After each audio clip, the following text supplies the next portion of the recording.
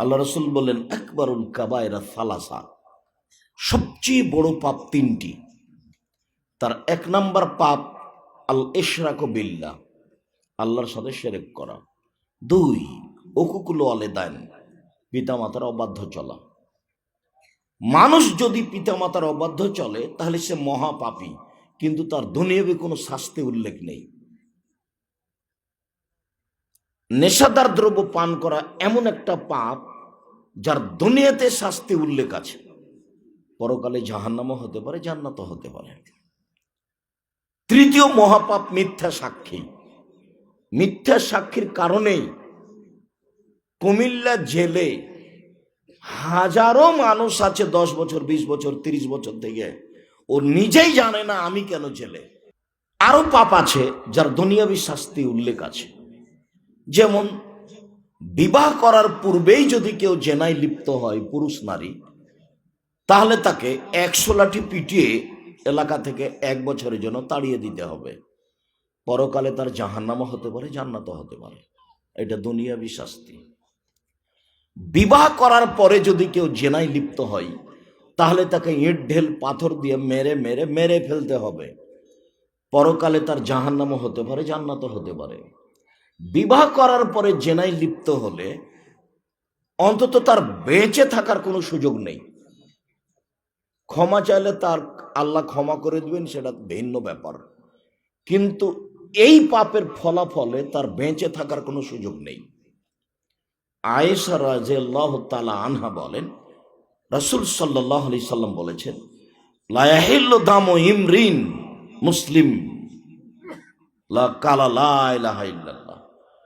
যারা লা ইলাহা ইল্লাল্লাহ বলেছে তাদের মারা জায়েজ নয়, ইল্লা বে ইহদা সালাসা, তিনটার যে কোনো একটা করলে তাকে হত্যা করতে হবে, সরকারিভাবে তাকে হত্যা করতে হবে। তার একটা হচ্ছে আস্তাইবুজ জানি, বিবাহ করার পরে যদি কেউ জেনায় লিপ্ত হয়। একটা হচ্ছে তারিকুল দ্বীনিহি, কে যদি ধর্ম ত্যাগ করে। আর একটা হচ্ছে আল কেসাস, আপনি আমাকে মেরেছেন, আমার বাপ মা আপনাকে মেরে নেবে, এর নাম কেসাস। একাধিক সহিহ হাদিস। তিনটা পাপের কারণে মানুষকে হত্যা করতে হয়, তবে দুইটা পাপের কারণে বাঁচার পথ আছে, একটা পাপের কারণে বাঁচার পথ নেই। কেউ যদি কাউকে হত্যা করে, আপনি যদি আমাকে হত্যা করেন, আমার বাপ মা আপনাকে হত্যা করে নেবে, এটাই শরীয়ত। কিন্তু আপনার গলায় ফাঁস দেওয়া হয়েছে, ফাঁস টান টান, তখন আমার বাপ মা চিল্লাচিল্লি করে বলছে, না না না না, আমরা কেসাস নেব না, আমরা মাফ করে দিলাম, আমরা মাফ করে দিলাম, এর ফাঁসি হবে না, অথচ অপরাধ ছিল ফাঁসির। কেউ যদি জেনায় লিপ্ত হয় তাহলে তাকে ইট ঢেল পাথর দিয়ে মেরে মেরে মেরে ফেলতে হবে। তাকে বাঁচানোর পৃথিবীতে কোনো পথ নেই। কেউ যদি জেনায় লিপ্ত হয় তাহলে তাকে বাঁচানোর পৃথিবীতে কোনো পথ নেই।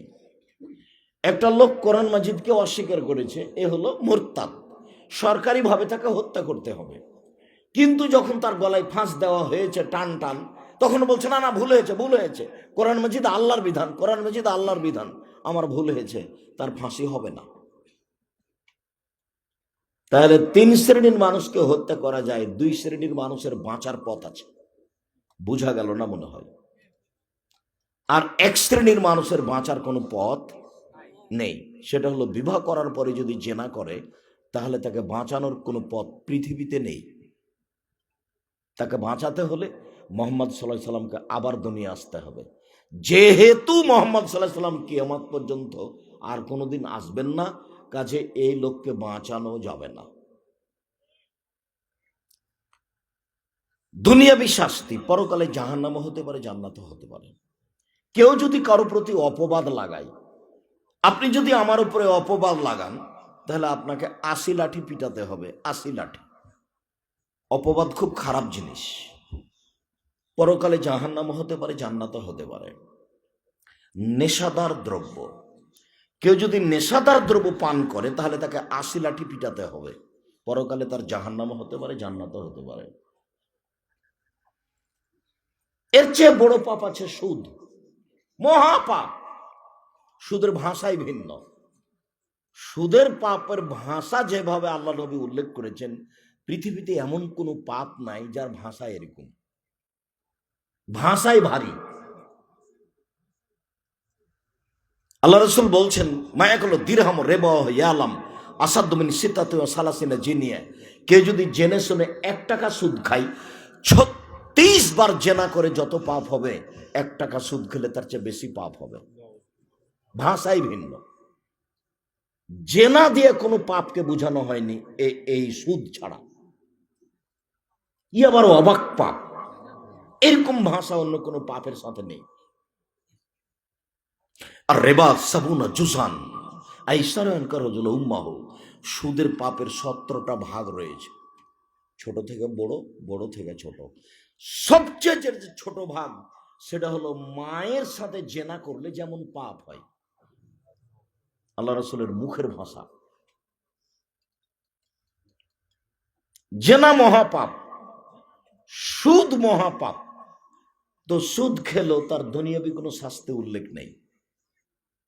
যদি এখান থেকে ফিরে আসে তওবা করে ক্ষমা হবে, যদি ফিরে না আসে তওবা না করে জাহান্নামে যাবে। কিন্তু দুনিয়াবি কোনো শাস্তি উল্লেখ নাই। নেশাদার দ্রব্য এক অবাক পাপ, যার দুনিয়াতে শাস্তি উল্লেখ আছে।